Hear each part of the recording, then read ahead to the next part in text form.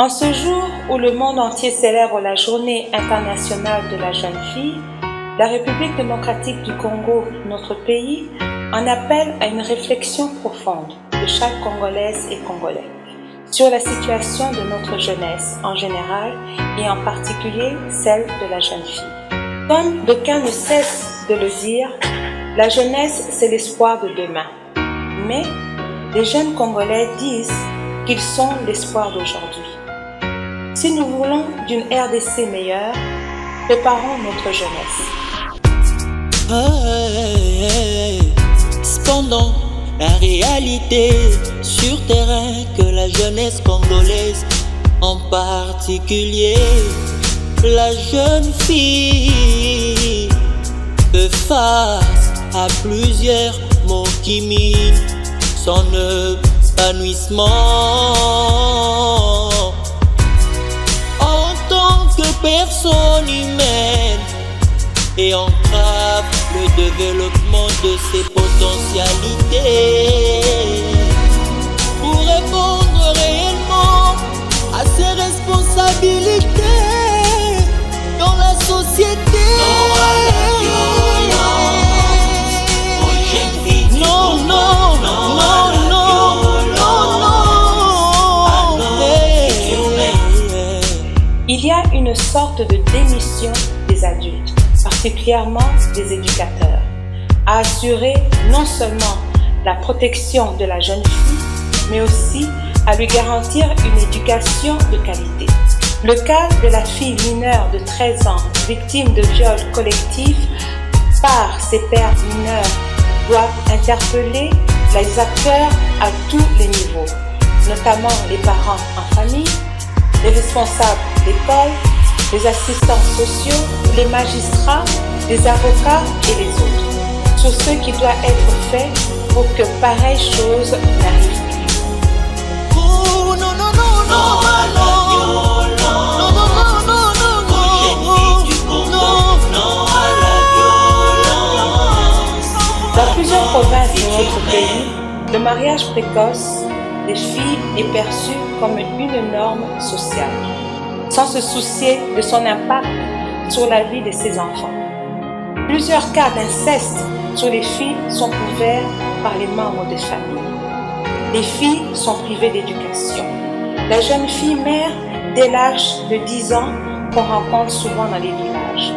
Les filles qui sont violées par les domestiques. Les hommes en uniforme.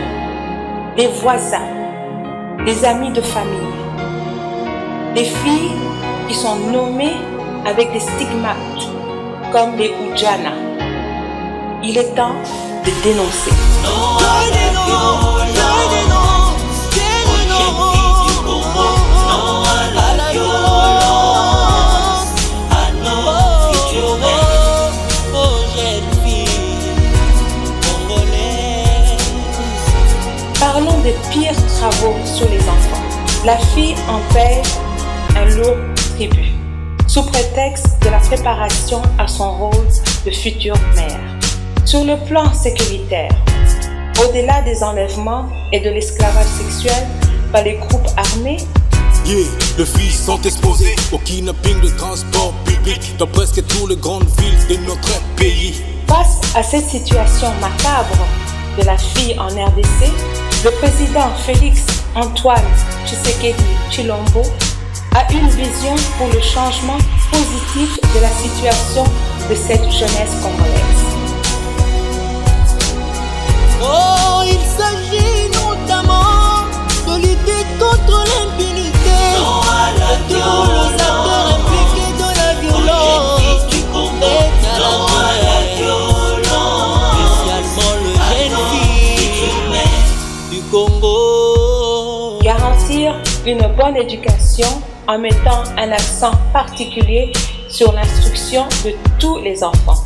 D'où l'effort pour la concrétisation des promesses des campagnes relatives à la gratitude de l'enseignement primaire aux enfants, filles dans notre pays.